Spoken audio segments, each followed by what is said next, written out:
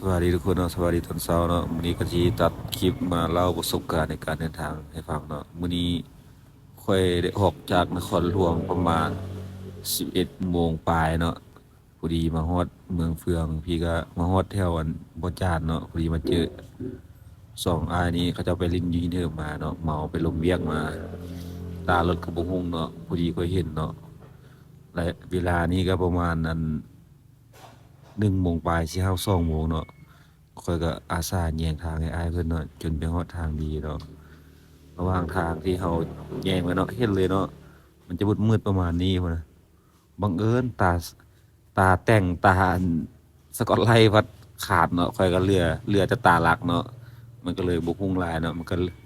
ปกติมันจะมีตาสีส้มสีเหลืองจะฮู้กว่านี้รถข้อยนะแต่บังเอิญที่ตาเรามันก็ขาดเนาะสายไฟขาดบ่ได้ต่อ บ่ได้เช็กรถเนาะมาแล้วมาเห็นจังซี่ก็เลยอาสาแย่งรถเพิ่นจนฮอดทางดีเนาะอาสาแย่งไปเพิ่นเบิ่งเนาะหนทางเนาะบ่มีรถจักคันเลยทีเดียวนะได้ตัดภาพมาฮอดบ้านดอนแล้วมีรถแล้วบัดนี้นะเห็นดอกไฟแล้ว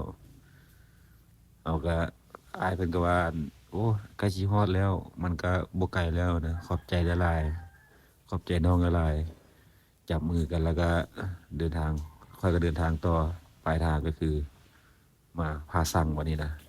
เดินทางมาอีก30 กิโลเนาะลุยเดียวเนาะ